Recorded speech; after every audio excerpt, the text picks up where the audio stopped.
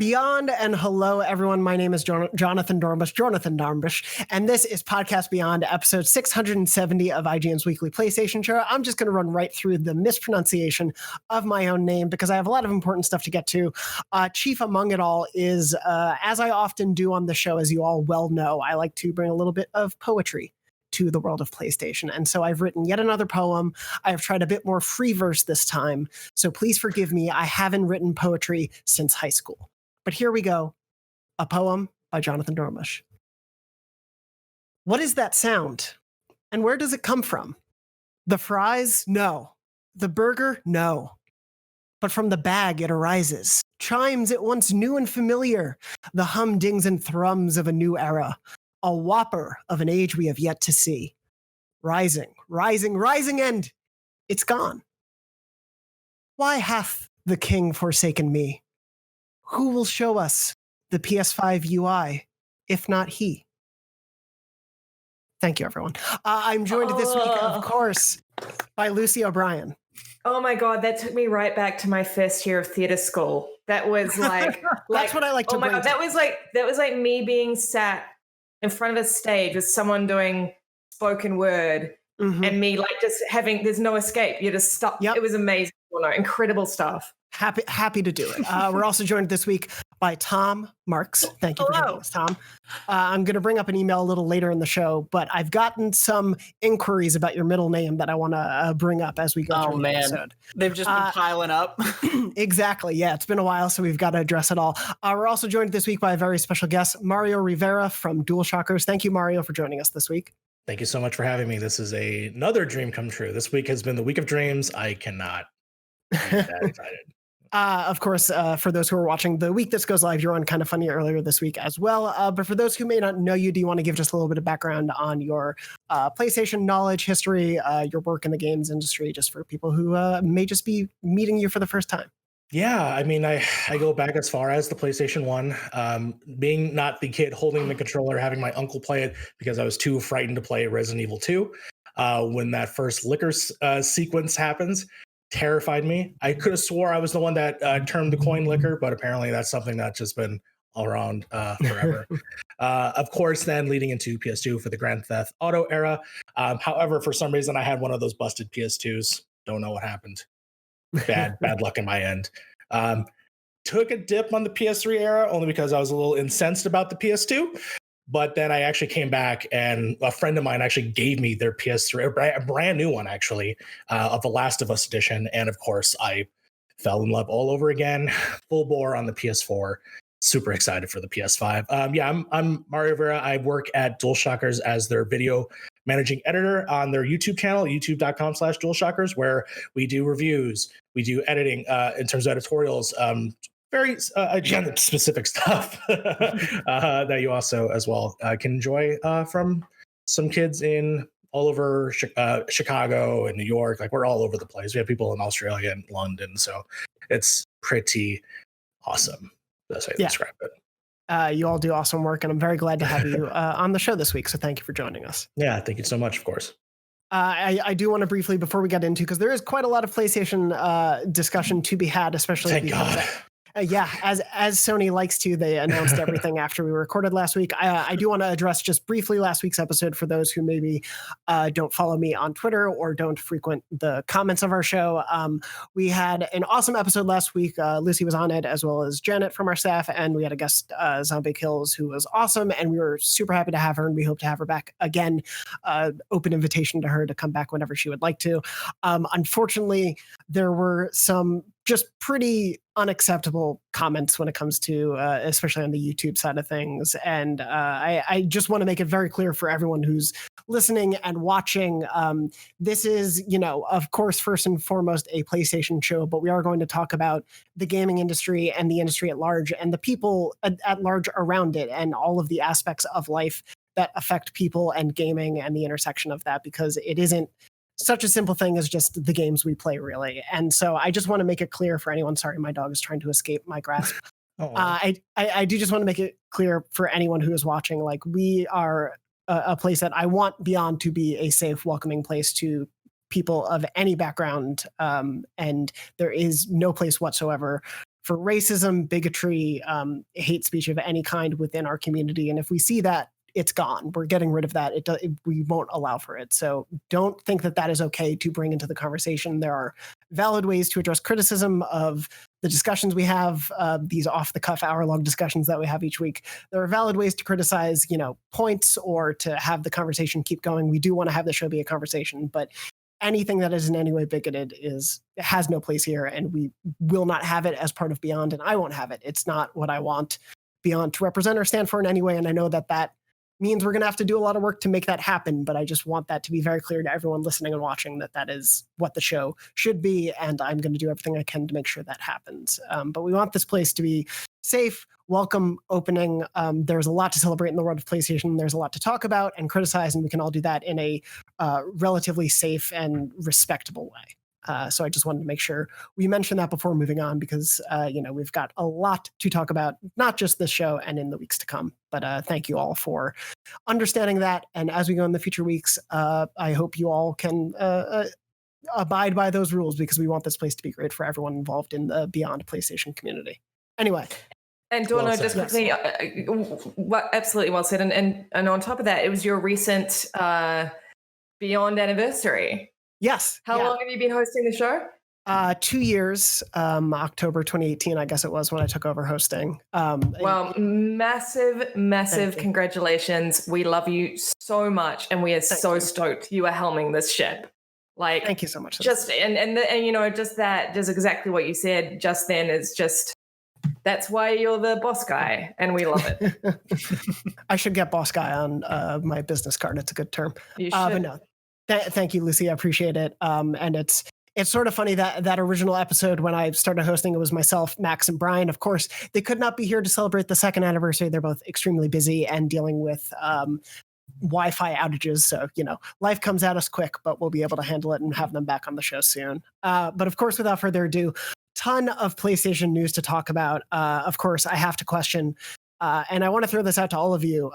What do you think Sony will reveal this week after we record? Just very briefly before we get into the actual news. What hypothetical news do you think will happen? Lucy, I kind of want to start with you. Well, I mean, I think the obvious thing at this point is there's just going to be a massive delay. Like, that is, Sony is just going to come out and say, hey, listen, we're really sorry. Production problems. The PlayStation 5 is now hitting shelves February. And this whole episode will be made redundant. That is my prediction. Perfect. Mario, what about you? Well, actually, it would have been possibly a video or something describing this PlayStation UI that I've been thieving to see for so long. I felt like we got it so early on with the PlayStation 4. The fact that we still haven't really seen it. We've seen a little tease of it, obviously, with the original sound. And then obviously a little King decided to reveal that sound earlier this week. So he also has a date for something, so we'll see that. But sadly, it's not today. It's the 15th, so we'll see. Yeah. And Tom, any guesses? I'm going to go the opposite direction as Lucy. I think that Sony will announce this Friday that they've snuck into all of our houses, and there's a PlayStation 5 hidden somewhere already around us, and you have to go find it. I love it. I mean, there are worse break-ins that could happen, honestly. There are.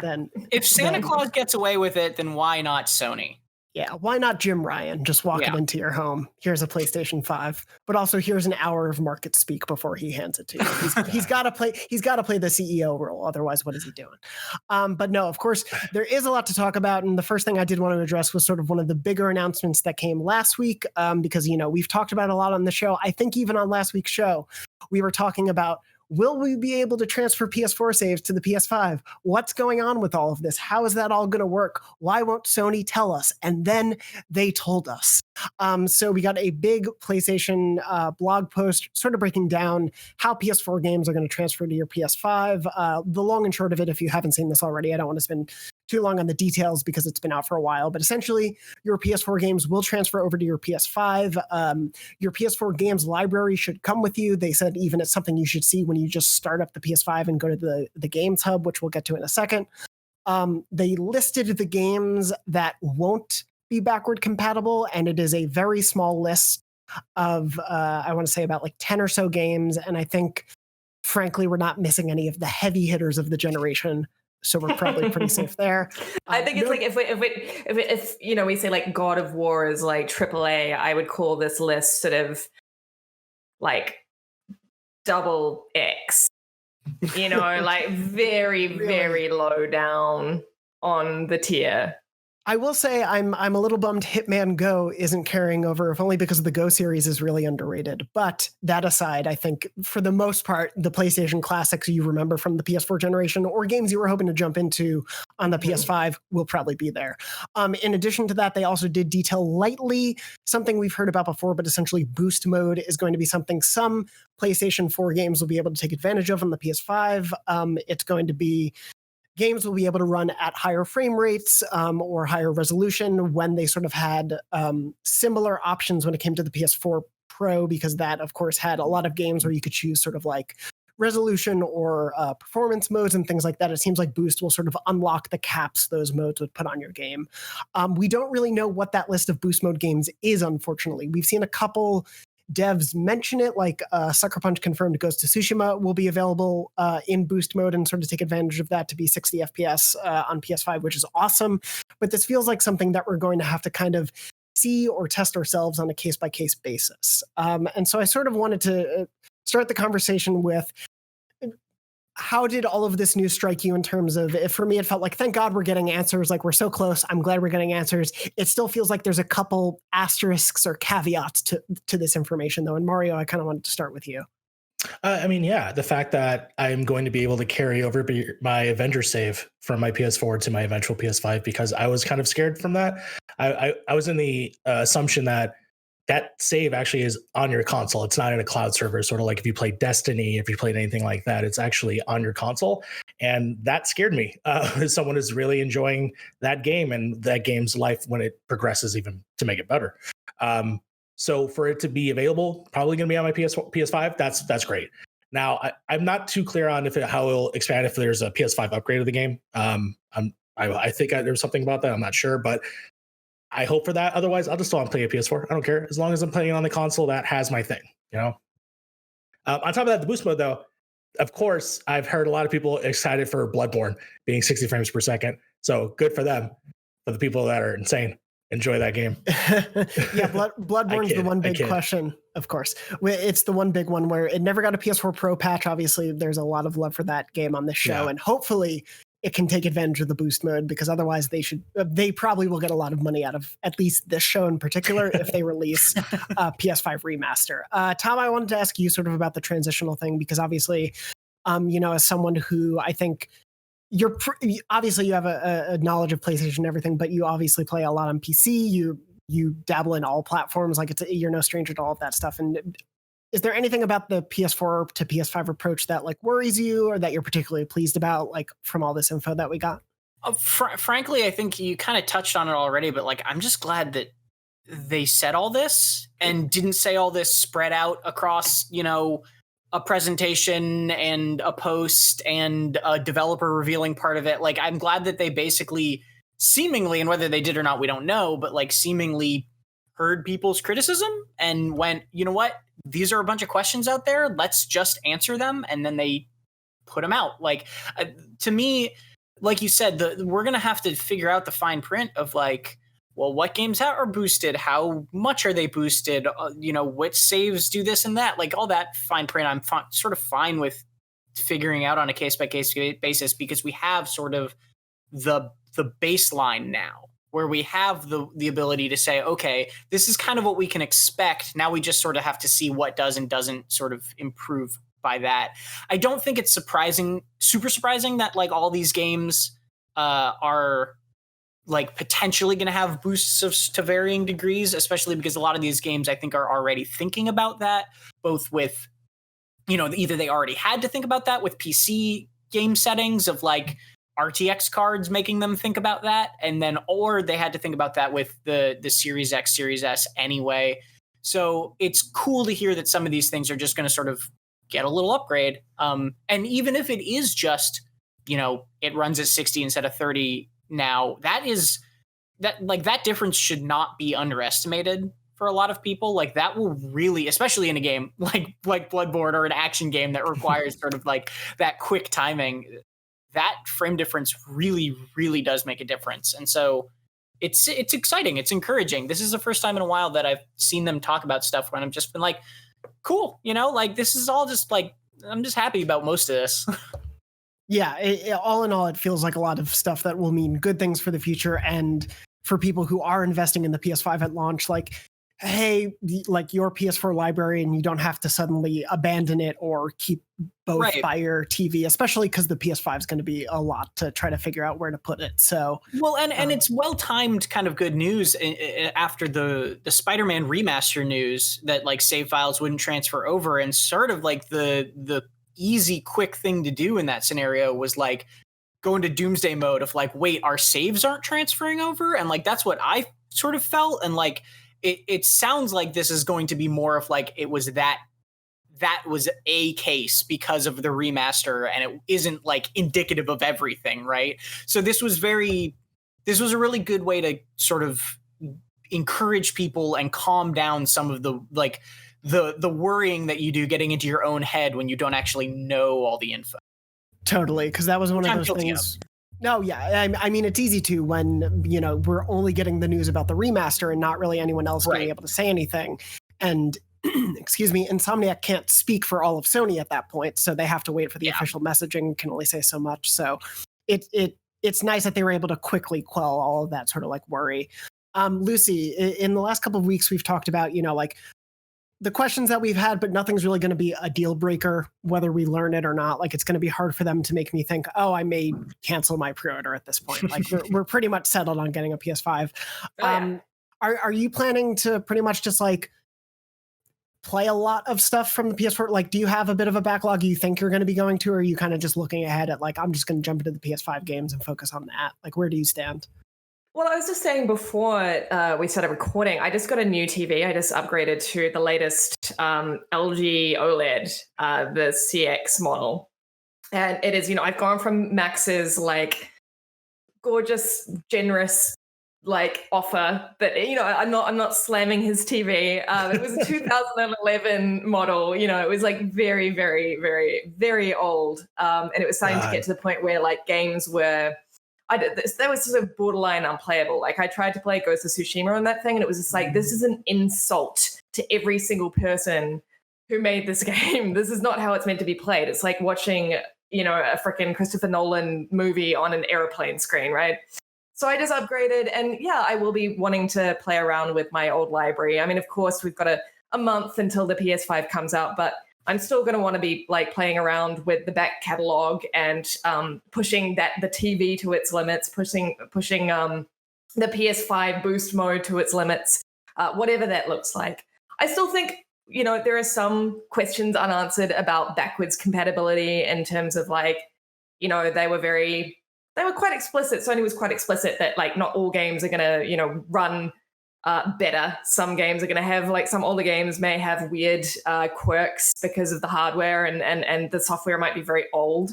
And again, they didn't say what games would be benefiting from this said boost mode. So I think really like it's going to be a lot of fun putting these games to the test.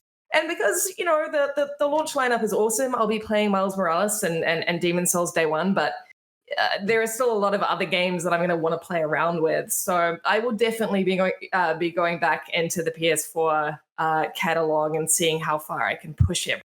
Now that I am actually next gen instead of like 3 generations ago. Now that you have the TV to back it up. Now that I have the TV, it makes such a difference. Yeah. I'm a changed woman. I the same thing happened to me earlier this year when I bought finally a 4K television, moving to what I thought was my next gen television. We'll get to that in a second. But I then bought a Pro immediately after that, and all I did was download every old game just so I could re-experience it again and go through the performance modes. Like looking at like Horizon Zero Dawn is incredible. It's a sight to behold just to see all the leaves and stuff like that. And then obviously getting to experience Ghost of Tsushima, that my first experience. Beautiful. Once you get into the field in that title card, absolutely gorgeous. Last of Us, obviously. I'm excited for that. Did you say leaves? I'm sorry to interrupt, but did you say like getting to experience the leaves? Because Yeah. Because that to me is something that I immediately noticed when I like with my upgrade and I put in Ghost of Tsushima and I was like, God, the leaves, it looks like an actual like life form as opposed to a sort of blurry green mass. Yes, exactly. I think that is like one of those things, one of those like, oh, this is next gen. It's all in the leaves. I was like, oh my, yeah, just like when you're following the foxes and then the air and then the trees and the little petals, like all of that really was like, this definitely is what is expanding my experience. And I can't imagine, obviously, that I'm not going to be enthralled when I get the PS5 with the boost mode of playing another version, another set of these games, right? In terms of like, if it is a Bloodborne with 60 frames per second, I want to personally play Until Dawn and see what that does, even though shouldn't change much, but still, I just want to play it again just because I love Until Dawn. That to me is what's exciting me. But of course, as I said in the post show, I bought a TV that doesn't have some compatibility issues, and that's gonna hinder my life. But that's fine. It's still gonna be awesome. It's still gonna be great. I cannot still wait. And just to not to keep banging this drum, but to your point, like even the games that don't have boost mode, like I'm excited to try like Monster Hunter World backwards compatible, and even if it doesn't have boost mode, I can bet the minute-long loading screens to go into every level are going to be, you know, much better and much more manageable. And that's the type of thing where the game doesn't like. There are certain parts of a hardware upgrade. Wow, there's like a race car outside my house. There's certain parts of a hardware upgrade. Toretto. Yeah, basically that like don't need like you don't need the developer to do any work to just make them better. Like more RAM, a faster SSD, right? Those things are going to benefit the way a game plays, even if the developer does absolutely nothing to change the game itself. And so the fact that we've got this list of like essentially every game is backwards compatible is so exciting, even if we don't have like that's why it's exciting to me, even though we don't have the full like boost mode details yet. Yeah, sure. No, you're absolutely right. I'm going to spend so much less time on Twitter, which is probably a very good thing because I will not be waiting for load times to happen. Yeah. And so yeah, you just say that as a whole. You say that. If Ghost of Tsushima is any like the load times on that are phenomenal. So just imagine it on PS5. But that was one of those things where I'd open my phone and click the Twitter tab and be like, oh, guess I don't have time. Never mind. I think there was a tweet, and I don't know if it was I don't know who said it, but basically it was like, if you thought the load times are great on PS4, wait till you see them on PS5. And I was like, oh boy, I'm so excited. Because that game is lightning quick for what it does and how it looks. Like it's insane. If they could apply that to Avengers, I'd be so happy because that game takes forever to load into. Yeah, that one's got some rough load times. Yeah. And then I know that, and people have said this in the comments of other videos I've been in so far. I know that when it comes to online games, it's going to not be beneficial if there's like quick resume stuff. But anyways, just saying, still excited regardless. Quick resume, can we or whatever that is, can we play multiple games like on Xbox? I want to know already. Yeah, I don't know if they've confirmed that. As I said, I'm afraid to do that on my PC. I can't believe the TV box that I have is going to be able to do that possibly. Yeah. So yeah, it'll be really interesting to see. Right now, like people have been able to show off the Xbox's version of Quick Resume, and it's like you can unplug that thing, turn it off, and then plug it back in, and then jump back into those games. And like that shocked me. Yeah, that's going to be really beneficial. And I think even if the PS5 only has it for one game, if it has it to that extent, I'll be okay. But I do think that having multiple games to be able to switch on that, like that's a thing where I play Fall Guys, Fortnite, Tetris Effect, and like a couple story games in any given week. To not have to load into Tetris Effect and then Fall Guys every single time, like at least just to the main menu, to have that just back there, that'll be a really nice, like just quality of life benefit. And then, I mean, we always, for the people that do play online games, we always have that waiting for group moment where your friend is taking forever to get on, right? Why not, while we're in a group setting, if it allows it, if I'm able to then quick resume to Ghost of Tsushima, get a quick, find a fox, do whatever, then switch right back. I don't know if that would be possible with online game, but still, I would. The dream. It's the dream. Yeah, we can look forward to it. And granted, we only have a few more weeks. Excuse me. I don't think I mentioned at the top of the show, but like as we're recording, we are officially under a month until the launch of the PS5. So it is almost here. It is almost a real thing. So gotta come up $500 real fast. Yeah, gotta lock in those pre-orders. That's right. Cry face. Sorry, to those who did not. I am sorry. I am sorry for those. That must have really sucked. Yeah, it is hopefully something that can open back up as we get through the year. I'll say this: The PS4 I know was hard to pre-order. I pre-ordered one on Amazon the week it came out. So maybe there's hope for you with the PS5. Yes. And make friends with your GameStop employees, because sometimes they will message you when all of a sudden they decide to just set up releases. That's a Pro good tip. PS6, let you know. Moving on from that, though, I did want to briefly mention in this sort of like breakdown of new info about the save states and everything, they did tease that there will be a game hub that your PS4 library will show up in on the PS5. Again, they've said there's going to be like a big overhaul to the PS5 UI. It's something we still don't know about. I'm really excited to see it. At this point, do we think we are going to get a big breakdown of it before launch, or do you think it is going to be something they legitimately wait until like eve of launch or like launch day to let people just experience for the first time? Because it feels weird to not know at this point. Yeah, well, and there's no consistency. There's been no consistency with the way that Sony has delivered any of its big messaging points. It's all been like, okay, this is, we're going to do it like this. We're going to do it like this. There's no sort of like through line. So I honestly don't know. I mean, I would like there to be a video. That would be cool. It's not going to change my mind, of course, this late in the game. And it's UI can be, updated. But I honestly don't know. There's no sort of like basis of comparison anymore. Like the whole, as I've said over and over again, the whole sort of rollout of the PS5 and the Xbox Series X to a lesser degree has just been like tumbling down a hill. I had no idea what's coming next, which direction we're going to go in. It would be nice. Who knows? Yeah, if you had asked me a week and a half ago if I thought Sony was going to like dismantle an entire PlayStation 5 on a table in a white room before the launch, like I would be like, no, I do not think they're going to do that. What are you, crazy? So I agree with Lucy. I don't really know. Like, I can't guess. I wouldn't be surprised if the UI was one of those things where it's like, once people started getting them in their hands, like for reviews or like media, YouTubers, that sort of thing, like they just let them show that stuff off at some point. I think we'll see it ahead of release. I don't think that it's going to be like launch day that we start seeing the UI, but be like Jeff Keighley, a Jeff Keighley tweet, right? That's how we're going to see it. Like he'll be honestly, oh, by the way, this is the UI.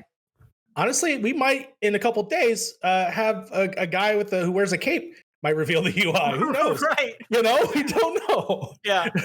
Yeah. For those who missed it, there was a Burger King tweet last night as we're recording, 2 days by the day this show airs, of the king himself opening a Burger King bag and a blue glow emitting from it, and what we assume is the startup noise for the PS5 emanating from it. This is a noise that was also heard in the June event for the PlayStation 5 reveal showcase. It was an Easter egg that was in there as part of the like possible UI tease. That's maybe the most we've seen of the UI, but that chime and that noise was heard there. And that was heard there again. There have been some reports apparently that it is just pointing to a sweepstakes to give away a PS5. There's been like a poster that leaked from a Burger King employee, as PlayStation 5 leaks often do. But so it might just be that. They might tie it into seeing more, but it is so weird where we live in a world where conceivably the Burger King might reveal the UI, and that doesn't feel that weird. I didn't know. I like Burger King in New Zealand, in Australia, it's just a chain. Actually, in Australia, it's called Hungry Jack's. Really? But there's no Is he a king? there's no sort of like mascot. No royalty? Like, there was never there was no like royalty. There was no like puppet or whatever he is. Very like really unnerving little dude, like really freaky little guy. I didn't realize that there was an actual sort of like Burger King, and it was only through this PlayStation 5 business that I realized that there was like a little monarchy. Like there was like a little dude with a staff and a crown, and he runs the Burger King kingdom. And I do not like him. I do not like him. That's the thing. I don't even think Burger King likes the king. Like they know how creepy he is. And I think they played into that. Like that's been part of the marketing is that, hey, the king is really creepy. You should buy the burgers to stop him. We're holding your PlayStation hostage now. You have to buy the burger if you want your PlayStation. Yeah. That's literally what happened. I'm on the Wikipedia page right now. Oh, no. He's also known as the Sneak King. Just like creeping around looking through your windows. Yes. So I I wrote this in the doc primarily because I wrote Burger King is in cahoots with the PS5 because if you remember last generation, there was a huge coup and obviously Xbox teamed up with Burger King and made games.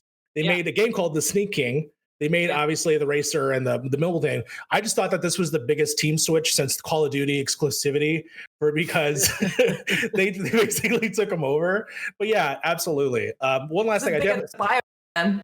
Yeah, I have one little silly story. This is totally unrelated. Well, it's very small, so don't get mad at me in the comments. Someone mailed me this. I'm not showing the address, obviously. And I was like, what the hell? My name's on this. It turns out it's from my grandpa's wife, not my grandmother. Sorry, Dolly. But I was surprised. Like, she listens. Yeah, she listens. I was like, what is this? I haven't talked to her in forever. And then all of a sudden, this was in the mail. That's all was in there. No message. It's just Burger King coupons, and that's all it is. And I'm like, she worked for Big Burger King? Like, I don't know. For BK, Big King. Yeah. Oh, Pepe Sylvia. It's a little sneaky man. He stuck that in my mailbox. He wants me a PS5. Just saying. He snuck into your family. This is a whole big conspiracy. I can't wait for Mario. This is it drama. The Burger King is Dolly? Because Mario, is it because your grandma, and I've had family members do this, and I love it so much. Is it because your grandma knows what you do and knows that you're really passionate about gaming and PS5, and she and she saw the ad, the Burger King ad, and so she sent you a little something in order to connect? I like to believe that, but no, I'm just kidding. Well, because otherwise it's a little odd, isn't it? Yeah. Well, she probably heard that I quit my day job to do this. So yeah, so that's probably why. That's probably that sounds more legit. Yeah. When you quit a job, coupons can't hurt. So I understand. No, not at all. So yeah, in addition to the Burger King possibly being the new Jeff Keighley of the PlayStation world and everything else going on with the recent PlayStation information, I did want to briefly mention, as Tom had suggested, a man broke apart a PlayStation 5 on a white table. We got a PS5 teardown, and this was something that I think Mark Cerny had even talked about way back in March, that a teardown was going to come. People were really looking forward to this. It was a thing they did with the PS4. There's some fun comparison shots of the PS4 to PS5.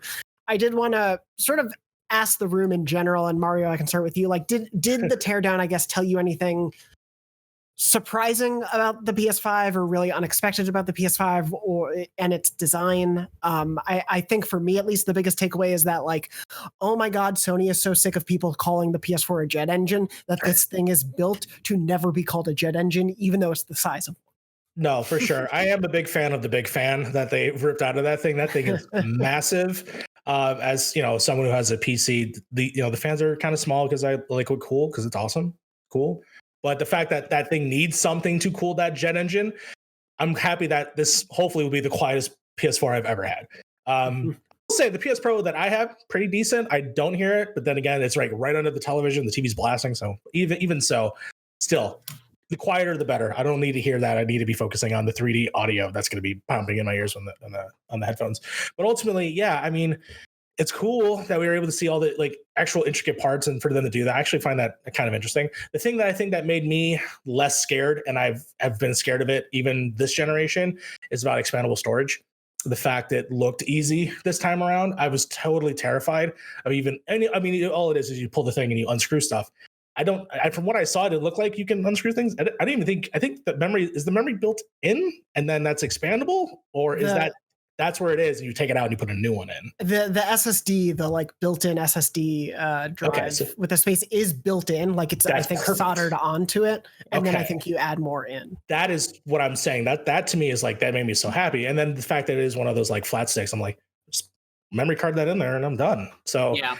I'm glad I had that information so up front, because when they announced this list of all these compatible drives, I'm going to be looking out for that, because there's not a whole lot of space after so much of the UI has been taken up. God, I want to know so much about this UI. Yeah, I just want to know. Tom, I wanted to ask you for your read on the teardown, especially as someone who has asked you before, how do I take a screenshot of this Steam game? Some may say I'm not the most technically well-versed when it comes to computers and such. So I thought I would queue up this question by revealing my stupidity, but sort of ask you what you took away from this breakdown. Yeah, no, I appreciated it. I didn't want my surprise earlier to come off as sort of like disdain or anything. I think this was really cool of them to do. I wish, and this is a very weird thing to say, I wish we had another human being for scale, because I want to know if that was just a very tiny man or if that's there wasn't a banana on the table. Right, like we had screwdrivers, and that was kind of like the most we had in terms of that. But like, it is bigger than I expected it to be. Just to be frank, like to get that out of the way, I don't think it's like, game breakingly, like this is destroying all my plans big or anything like that, but like it is bigger than I expected it to be. I do agree though. I think that the M2 SSD thing is extremely exciting. And even people who don't care about or are intimidated by it right now will understand why it is so exciting in 2 or 3 years time. Because Xbox and Microsoft, there was that social post that kind of threw shade at like, here's how you change or expand the storage on the PS5 versus the Xbox. And Xbox, it was just like slotting in a little thing. And like, it's impossible to deny the sort of usability and ease of something like that the Xbox has.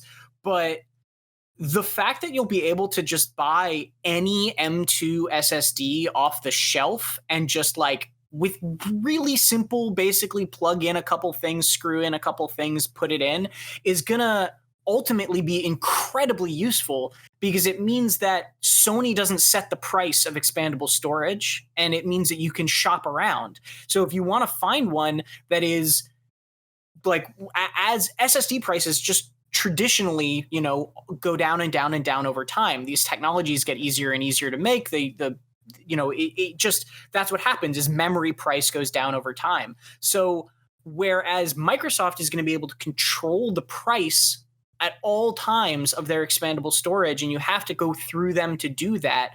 Yes, the PlayStation 5 is not going to be quite as easy to expand its storage, but you're going to have all the choice in the world about exactly how much memory you want to buy, what brand you want to buy, the price that you get it at, if you can get it on a sale. Like, all that stuff is going to be so much easier to deal with for like what in my eyes is, and I'm biased because I've built PCs, but like in my eyes is the very simple process of like basically just having to unscrew a couple screws. Like, that's, I think, really encouraging to me. Yeah, and that's definitely something I think people who may have done that on the PS4, they're no stranger to that process. Sure. So it won't really be too big of a change of pace for people who are, upgrading to the PS5. Lucy, was there anything from the teardown in particular that struck you about the system you're going to get, whether it was the size or the internals or any of it? Because I have one other thing that I wanted to mention, but I was curious. I mean, you already mentioned it, but this is my PS4 Pro. When it was playing Last of Us Part 2, it was like, like that, like a whole time. Like, it was like, this is not meant to be inside me. I cannot cope with this. And it was, like it played fine and everything, but like the noise was just so disturbing. Like, it's like, oh, technology is not meant to make that noise. Something's like, it's not happy. Something's going on. So, I'm really stoked with that. Giant fan. I do want a quiet console. I recognize that, of course, that is why a big reason why the thing is so big. But I've maintained that I like its stupid Homicar aesthetics. So I like the way it looks too. Yeah, I like it. It's goofy. It's kind of silly and futuristic. There was this show that I grew up with called Beyond 2000. I grew up with it in New Zealand. It was like, this is what the future's going to look like after the year 2000, which was as far as like anyone could comprehend. And everything kind of looks like the PS5, on that show. Like, everything was like, it had fins. Like, it was sort of neon and racing stripes. And the PS5 really taps into that. So, no, I mean, I love what Tom is saying. I think that I'm not tech savvy enough to sort of do that kind of research myself. I'm really looking forward to someone else telling me what kind of expandable storage I should be buying. But yeah, all in all, like it was a cool look into the guts of something that I think is going to improve on the PS4 in big ways. Yeah, absolutely. And I do want to say, in terms of the the look of it and everything, I saw a lot of people goofing, and this was another thing, speaking to the like, here's how you do expandable storage. They also did that with like, here's how you turn the Xbox Series X on its side in compared to the PS5, because the PS5 does have a specific stand that you do have to like, unscrew a little thing to, be able to get in place.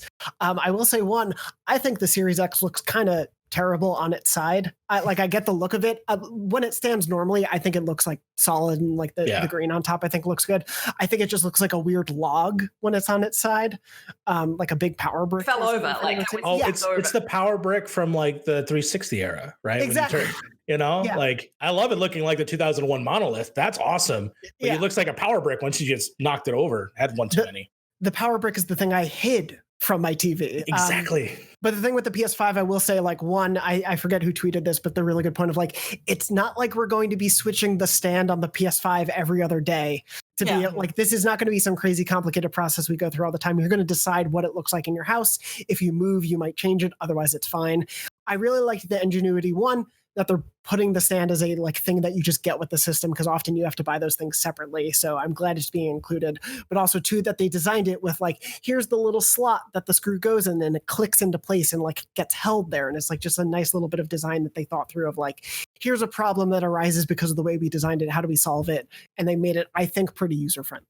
No, that was actually that comes with Slim had a stand, right? Like a little circle. I think so. Yeah. I remember buying that separately. Yeah. You had to buy it separately.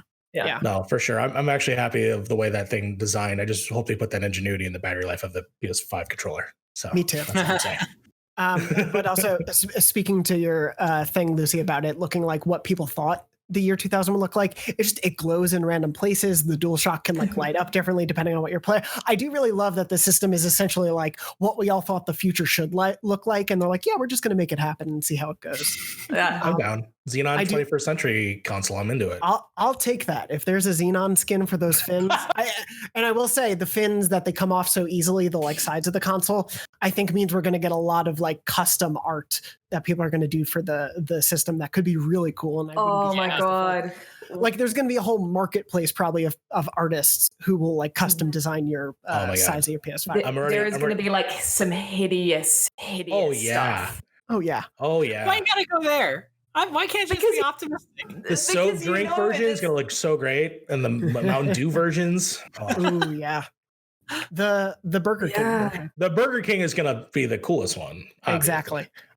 Before we move into what we're playing and everything along those lines, I know that I think of the usual cast here, I'm probably the most trophy focused, but Mario, are you much of a trophy hunter? Do you care about that sort of thing? Did the trophy level changes that they made this past week matter to you much?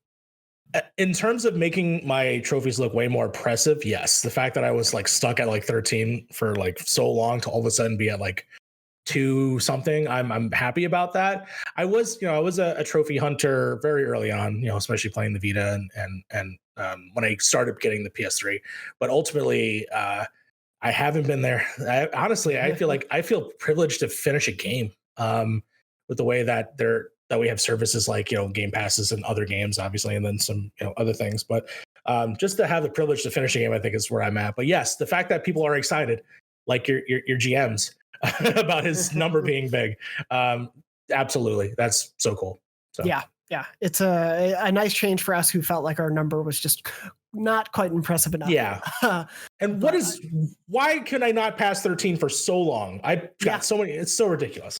Exactly. It's a weird, the math is still a mystery, as I put in our run-up show. Like it's still incomprehensible how that math all comes together, but at least it feels like I'll gain more progress more often. Sure. But yeah, that's of course all the biggest PlayStation 5 news that I think we've seen since this show started recording. I do briefly want to mention, and it's still being mined. Game Informer put out a cover for Spider-Man Miles Morales, so of course we'll be covering like any big new reveals from that on IGN. I don't know if anyone on the show has gotten a chance to look at it. I think Mario, a little bit. Yeah, there's a Daft Punk skin. It looks cool. Yeah, there's a 2020 suit that essentially just has a bunch of LEDs. As my girlfriend pointed out to me, it has that like the S that we drew in grammar school. Yes, it does. A perfect touch. So good. It's so goofy. It's just like, of course, a kid's going to put that on their suit. We saw some of the suit design. There's some descriptions of some of the games, the story stuff that I don't want to go into spoilers of for people who want to preserve that. But there will be more details and interviews with Insomniac ahead of launch. So obviously we'll be covering that stuff as anything big breaks from it. But it definitely seems like they are very cognizant of like the initial reaction that, oh, this is just an expansion to Spider-Man, and they're trying to really at least tell us now, and we'll see when we play the game, that this is supposed to be a new entry in the franchise. Like, don't think of this as DLC 2.0. Like, this is a new game that they're really focusing on. So we'll see if that's true, of course, when we get to play it. But I know that is one we're all definitely looking forward to. Of course, it's going to be a few weeks till we can play that. So in the meantime, I was curious what everyone has been playing or what you've all been up to. Mario, I thought we'd start with you as our guest. Yeah, I mean, I still playing Avengers, still trying to rank up my Captain America. I know I've brought that game up a lot these days. I had to take a break of Ghost of Tsushima because I felt that I was putting more hours in that than I was doing Persona 5 Royal, and I thought that was a problem. So I just mainlined the game. So I skipped sort of like, I didn't skip. I did 2 islands. I liberated 2 islands, but still, the game is still so much. Tony Hawk, obviously, I've been dealing my time because I can't stop playing Tony Hawk. There are obviously some other games I've been playing on my phone because of xCloud, so that's also been cool too. But Peace Walker. I've been playing Peace Walker because I've been making my way through all of the Metal Gear games this year. And I'm on Peace Walker, and then once I beat that, I actually have a PS3 that someone loaned me that has graffiti on it for some reason. I'm going to play MGS4 because that's the only place I can play it. So that's really what I've been doing. I've been focusing on Metal Gear, and I'm going to be playing Resident Evil 5, finishing Resident Evil 5 and Resident Evil 7 this month because of spooky times. Nice. Yeah. Always a good month for that stuff. That's right. And yeah, MGS4 only being on PS3 is just another one of those reminders of like, I know we're never going to get what Xbox has when it comes to backward compatibility, but like, man, that's a big exclusive you think they would have ported at some point to the PS4. But, I wanted to believe that MGS news earlier of just like remasters and ports for later seasons, but we'll see. We'll see. Yeah, maybe one day. I'm glad that you're playing Peace Walker because it's so good. That's such a great game. It's such it's not underappreciated because people love it. I think it's possibly Greg Miller's favorite game of all time, or it was once upon a time. I don't know that. I don't trust that man anymore because now he says God of War. I don't know. That's great. It's just that hooked me in deep. Does it stand up these days? I mean, it's definitely it's funny because I like I said, I did 2 and 3. And now I'm in Peace Walker, which I was like, oh, it's going to be like those. And not necessarily. And it's definitely because, if I'm not mistaken, it was a PSP game originally. I'm playing it on 360 backwards compatibility on my Xbox, which, by the way, does not work with xCloud. That's annoying. Or I'm sorry, their streaming thing. But ultimately, I still think I have such a blast playing these games, and the ingenuity of what you can do in the games. The cutscenes being sort of this like mix of like motion graphic comic book art. You know, just hearing the voice, just say Metal Gear. I've said Metal Gear on 2 shows now. This is great. Yeah, no, I'm falling in love. I said this also before that I'm sad that the games that I think is my game of the year are games that came out 20 years ago because Metal Gear Solid 3 is like fantastic. But yeah, no, I'm still in the middle of Peace Walker. I'm really excited to get through it and maybe multiplayer. You want a multiplayer? We can multiplayer. I'm just kidding. Yeah, that's a series I sadly have not caught up on and was sort of hoping there would be like a PS4 collection of it, but maybe I'll just have to deal with Xbox backward compatibility at this point. Tom, what about you? What have you been playing? I know you've been obviously like busy on and off with reviews and everything, but what have you been recently diving into? I've been diving into a bunch of different stuff, especially with the Steam Autumn Festival going. I've been trying like a million billion demos for games that aren't out yet. I've been playing, to be frank, and this game is not on PS4 yet, but Hades a ton. Because I'm really into Hades right now, and ideally, I can't imagine that game won't come to some sort of Sony and Microsoft console at some point, given how popular it's been and how successful it's been. So whenever that does finally make its way to whatever PS4, PS5, PS Vita, whatever it might be, keep an eye out for it. One thing I have been playing a little bit of on PS4 is Genshin Impact. I haven't been playing as much as like some people I know, but yeah, I've been dipping into it here and there on PS4, and it's really fun. It's like really shockingly fun, and really, it's completely free is the part that I keep reminding everyone, and you won't hit any sort of feeling like you need to be spending money on microtransactions for like at least a few dozen hours into the game. That's awesome. Our own Travis, or freelancer Travis Northup, is reviewing it for us, and he said he spent like to like finish it complete, like all the story quests are in it, was like 120 hours it took him, and he did that completely without spending a dime on the game, which is pretty amazing to think about. Yeah, it's just really like surprisingly fun because, you know, it's so easy to be like, it's just a Breath of the Wild clone. But the most exciting thing about it to me is that you make a party of 4 characters. And each character has like a different elemental affinity and abilities and all this stuff. And you literally can swap in the middle of combat just by pressing a button and you swap to a different one. So the combat's really dynamic because you can do these things where you like are attacking with like a water-based character, which gets the enemy wet, and then you hot swap really fast to a lightning character and like shock them for a bunch of damage, or you can hot swap to like a cryo character and freeze them instead. And so there's all these like combos and choices. There's like over 20 playable characters you can get, and like the combat's really just like very cool and very unlike a lot of other games I've played recently. So that's one because it's so free, just like really recommend people at least give a try. Yeah, one of our writers at DualShockers, I think, wrote us like 6,000 word review and just absolutely adores this game. So there's enough in it to write that many words. It's like that big of a thing. Yeah, and I don't think the review's even out yet. I think he's still writing it. But the editors are losing their mind. But he's such a great writer, and it's just such a wonderful dude. So yeah, I'm glad that people are enjoying the game quite a bit.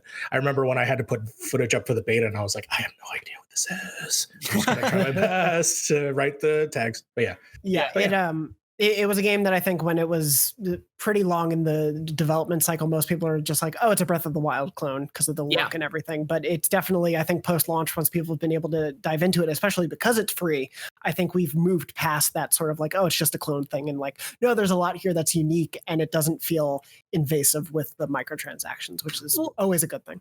Yeah, and like video games have at their core been based off of like borrowing and remixing old ideas. Right? Exactly. Like that is a fundamental part of games.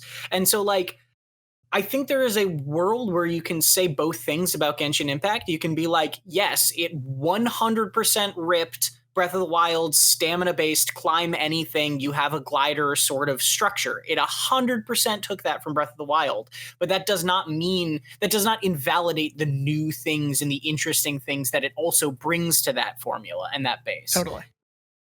Yeah, it's the history of gaming is tons and tons of cloning and then iterating and then figuring out what to do new. That's definitely not a new thing in the field of video games. So definitely a very good point there.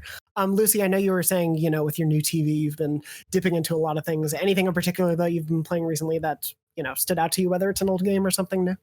Well, no, I've been dipping into like everything, like little sort of like Homer Simpson when he's at the candy, the candy convention. I'd be just like going, oh, I just want to try this. I want to see what this looks like. So I haven't really like spent much time on any one thing, but I will say that I finally got around to playing Tony Hawk, the remake, of course. And I skipped the tutorial because I was like, I know I've got this shit down. Like I used to play this. I played hundreds and hundreds of hours of this back in high school. Like I know what I'm doing. I'm terrible at it. So bad. I thought it was gonna be like muscle memory, like riding a bike. Yes. But no, apparently somewhere along the way, my memory of how to ride a bike has changed. And, and I need to go back and like do the tutorial because I was failing just terribly. I was gonna call my girlfriend and be like that sad old person that's like, hey, look at me play this video game that I played at 14. But I couldn't because I was so bad. It would have been like even more embarrassing than calling her over in the first place. So yeah, I think I'm gonna like, do like go through the tutorial because I love it. I let the music, the soundtrack immediately took me right back. And it does, it looks the part, and obviously it does feel the part. It's just I've completely forgotten. It's just, it's all gone. I'm right there with you. Sorry, Mario. Go ahead. No, I was gonna say, just let me know if there's a trophy associated with it, because I skipped it too, and I was just like, I don't need to do this. But then I played it. I was like, God, I'm atrocious. I'm not hitting barely 20,000 points. And then luckily, finally, the muscle memory kicked in. The MG Cake played on. I was like, all right, I'm going. So let's do it. Yeah. The thing for me is I played so much of that game when I was a kid too, but I got into the remake and I was like, are these rounds always this short? Yeah. Like immediately I was like 2 minutes. What? That's like over already. What are we doing here? Yeah, I remember that. And I remember obviously Free Skate, and I just listened like on Tony Hawk Underground 2 on Xbox Saturday. But you could do the custom tracks. I just listened to Mars Volta and just play Underground 2. It was nuts. Yeah, there's a few things from like later entries that I sort of am missing as I'm playing the 1 and 2 remake. They're great remakes, but it's one of those like, yeah, I'd take a 3 and 4 remake and an Underground remake right now too as well. Yes. But yeah, I had that same exact reaction, Lucy, where I was like, I'll be fine at this. And then it was when I was playing the demo and I was doing so badly. And then Mitchell, our coworker, and Mitchell, of course, is just phenomenal at games. He's just very good at playing games. Yeah. And he's like, what's your highest score? And I'm like, I don't know. It's been a while since I logged on to it. It was like an hour since I logged on, but I'm like, yeah, it's been pretty tough. And he's like, yeah, I think I'm going to crack 1 million on my next one. I just got 800,000. I'm like, oh yeah, dude, totally. I'm at like 400,000 or 500,000. Yeah, for sure. And I'm like, no, I'm doing so badly, man. But yeah, it definitely is one of those things where it's taking me a little while to get back into the groove of it, but I'm having a fun time. Totally. Recapturing that magic, even if I'm starting off at a bad place. Yeah. And I think that speaks volumes to the remake itself. Like, I want to keep going because it very immediately captures the vibe of the original, and I want to be good at it again. Totally. And yeah, as Tom had said, I am just all in on Hades. I think I've played at least like 60 or so hours of it already. It's the so second good. If you don't have a Switch or PC to play it on, the second it comes to PlayStation, which I presume like Tom it will, because Supergiant and PlayStation have been pretty close. Yeah, go buy it. Go buy it. It is easily one of my favorite games this year. Top 3, like without a doubt. Easy. Yeah. Yeah. Totally adore it. I've been playing that, dipped into Fall Guys for season 2 and have been enjoying the new games a bit. I love that they just put in Sonic of all things. Because wow. Why not? Just make that bean as horrifying as you can. I love it. Just like the rounded Sonic design is great. Yeah. But yeah, I've been dipping into a lot of things because I feel like we're about to get to the fall rush. And so I'm kind of like holding myself back from getting into anything, which is why I haven't started Genshin Impact, but I feel like maybe I should. Yeah, that's why I'm going back, man. I keep going back. Gotta go back. But yeah, for sure. As Jack once said about the island, so too must we about the PlayStation library. Anyway, I wanted to, before we end, he yelled, "We got to go back." It's a famous cliffhanger. I know what you were saying. I just want to acknowledge it. Anyway, before we wrap up, a couple things from fans who've written into the show. This is following up on an email that first came in August, so I apologize for the delay. I don't know where time goes. But Devin wrote in, like all of you can, to beyond at IGN.com, on the topic, and of course it is fitting for this episode, of Tom's middle name. For those who've been watching for a while, I've been trying to guess Tom's middle name for quite a while. I've been very bad at it. So Devin wrote in August with a few guesses, and I think I haven't been able to address it on the show with you, Tom. All right. I'm reticent because it's not reticent. It's not Tom Reticent. It's not Tom Reticent Marks. Damn, that would be an interesting one, though. I'd have a lot of questions. If it is one of these, it brings the whole search to an end, and I have to find out another BS thing to keep being a question on the show, a mystery to drag viewers along season to season. But anyway, Devin wrote in and said, "I wish you luck on your quest to guess Tom's middle name. I remember that a few months ago you guessed Ronaldo and Tom said you were close. Thus, I recommend that you try some of the following names and any derivative thereof. I think you are close, and this is an achievement worth getting. I will say a trophy worth getting, but you know." Devin wrote in, and here are his guesses: Reynolds. Or no. Reynolds. No. Ronald? No. Also, Renald. Renald, which I thought was interesting. No, I'm not an anime character, but continue. Fair enough. Renoir? No. Okay, that's where the list of guesses ends. Can I get one? Sure, but yeah. Can I get one joke? One. Is it Tom? Of course. Revolver Marks? That would be great. No, but yeah, that would be. Because the revolver always hits his marks. I gotta say, in the last month or so, I've also gotten a couple. I'm still going. I'm barreling past it. That's the beyond way. Go ahead. I've gotten a couple people tweeting at me, asking me like with guesses, and at a certain point, this is starting to feel like people trying to guess my like security question for like a website, where it's like, is this your middle name? And also, what was your first elementary school friend? Yeah. Like, what was your pet's name and the street you grew up on? Yeah. Where did your parents first meet? Those questions. But then Devin wrote in a couple days ago, and this is why I remembered it. And so I just had to give the guess, even though he said, just an update from a Twitter interaction with Tom. So he may be one of the ones who recently asked. And he was like, I can confirm it is not Ronald, but I had to ask, of course, on the show. Yeah. So the search is not over. Still not far off. Interesting. Okay. You still have time to change it to Revolver, just saying. You do, yeah. You can change that anytime. That's my secret, actually, is I legally change it once a month so that no one will ever. Ooh, you sneaky man. Wow. I mean, that's only fair. But yes, we'll have to continue the search another day. Hopefully we find it out. But before we end the show, I did want to, it's been a while since we've done one of these, and I did want to bring a memory card story in. Of course, memory card was normally our weekly bit where we would bring a funny, weird, wacky, random, whatever story of a gaming memory from the audience, you at home, and we'd read those on the show or share some of ours as well. Mario, before we jump into this one, I'll say if you want to bring one, feel free to mention one after I read the story or before, if you have like a particular gaming PlayStation memory or just memory in general that sticks out. Okay. Obviously, the floor is open.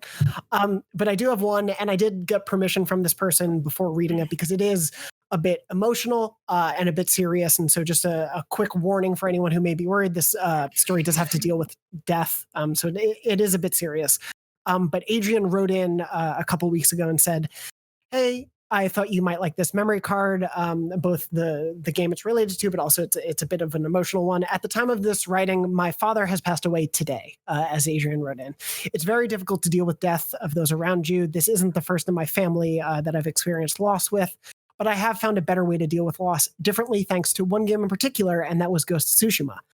In this game, Jin Sakai and others show how death is part of life, and accepting it with grace, honor, dignity, and with memories of better days, we can move on in life, being stronger, gracious, honorable, dignified, and in doing so, we help maintain these qualities to pass on to future generations. Excuse me.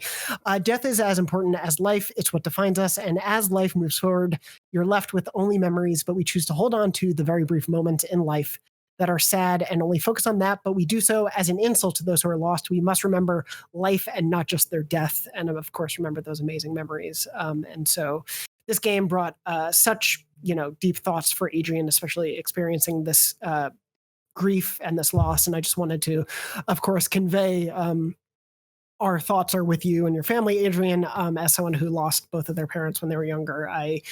In fact, I don't know if I've ever said this on the show, but actually the day I lost my mother, I actually wrote into Beyond or GameScoop, I forget which email particularly, but I wrote in because when I came back from the hospital, I just listened to a bunch of IGN podcasts on that day just to kind of have something familiar in the background to listen to. And so I wrote into the show to thank them for that. And so this email really struck a chord with me, Adrian. So I just want to say thank you for writing and being willing to share this with you.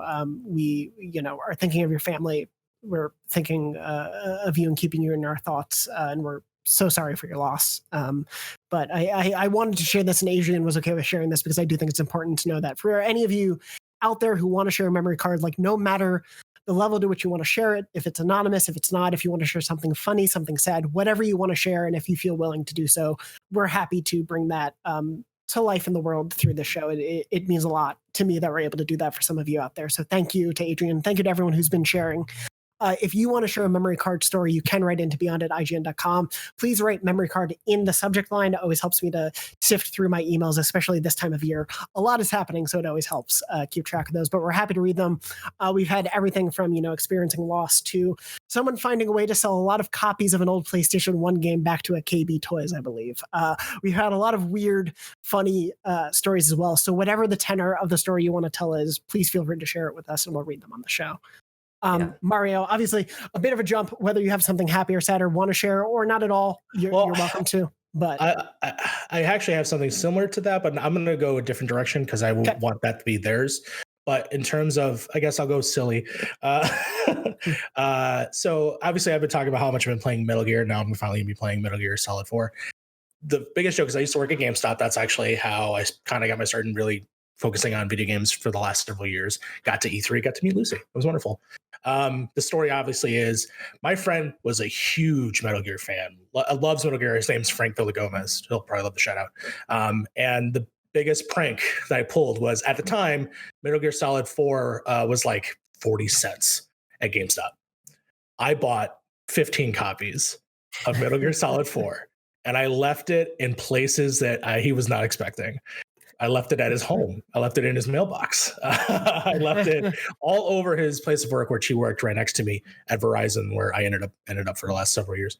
So the fact that I was able to do that, and now to come full circle with the fact that, crap, now I like Metal Gear 2. So now and I have to ask him to borrow a copy of one of the 15 copies that he has.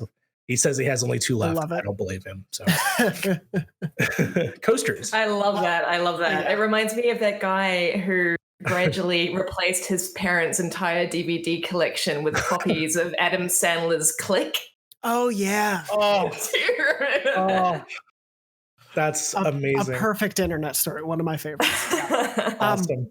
But thank you, Mario, for sharing that. And thank you, Adrian, as well, for writing in. Again, please write in to beyond@ign.com. If you have questions, comments, feedback, whatever, please write in to beyond@ign.com, and we'll address that stuff on the show as we go forward, especially as we get into the crazy weeks of PS5's launch. So it should be pretty fun. Before we wrap up, just briefly want to say, anyone has anything they want to plug that they've been working on recently, Mario, of course, I'll open up to you first. Where can people check out your work? Yes. Well, if you want to connect with me, because that's what's been happening a lot this week, I am at that Mario Rivera. If you think I'm interesting and would like to leave me a follow, I very much appreciate it. I do primarily my work is at youtube.com/DualShockers. If you want to see some reviews, discussions like this, if you like the way I talk, I'm trying to put as much input on that as well as creating other fun projects and bringing in things. And of course, this week, tomorrow, actually, we're doing a video from Peter Hunt, SpitTech, who did an excellent job of the 13, PlayStation Studio. So very specific. This is for you, audience. Please check it out at DualShockers. I'm also on Twitch now. I'm trying to gain that up because I don't know if you heard, I'm unemployed now. I'm just doing online stuff. So if I can get Twitch subs, that'd be great. So I'm trying to get that process rolling. But ultimately, yeah, I'm here. I'm on the internet, and I do video editing as well. So hit me up on Twitter. Yeah, but I'm that Mario Rivera and beyond. I got to say it. So I just wanted to be Of course. We'll have one more shot at the end as well. Tom, anything you want to plug in particular from recent stuff you've been working on?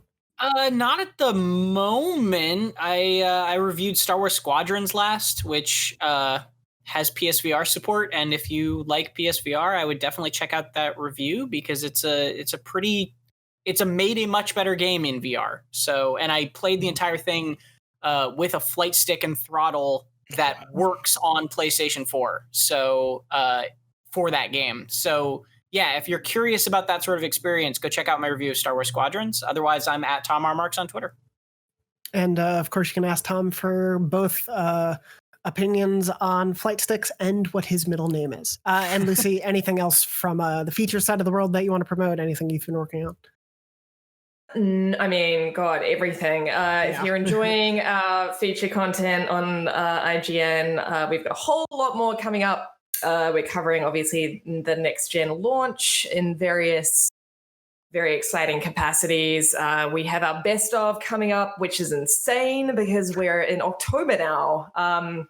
So that's hitting in December, and we've got a whole bunch of looking back at the year that was and looking forward to the year that will be as we wind up the year, which is crazy to say out loud, but there you have it. It's been a year. It came out this year? Yeah. Otherwise, I'm at the obvious places on Instagram and Twitter at Luce O'Brien. And I'm, of course, at JM Dornbush on Twitter and Instagram. You can go follow me there as we get into the crazy world of PS5 launch. I do want to briefly mention I previewed last week the Pathless and Bug Snacks. I played them on PC, but they are PS5 launch titles. So if you want to see what I thought of playing both of those Those previews, both video and written, are up on IGN and youtube.com/IGN, so you can check those out. And of course, Next Gen Console Watch, our weekly Xbox Series and PS5 show on IGN. It's up every Friday. We've been doing it all year long, and now we're finally into the final weeks. So there's so much to talk about and cover on that show each week, and it's been a lot of really great, fun discussion. So definitely go check that out as well. But that's going to wrap it up for this episode of Beyond, episode 670. Thank you so much to Lucy and Tom for joining me, and thank you to Mario, especially for joining us as a guest on the show. It was such a blast to have you on. Thank you so much for taking the time. Really appreciated it. Absolutely. Have me back anytime, guys. We will. And thank you, of course, to Red, our producer, for making the show run so smoothly. Thank you for all that you do for the show. And thank you to everyone watching and listening at home. We hope you're safe. We hope you're well. And as always, beyond. Beyond. Beyond. Beyond.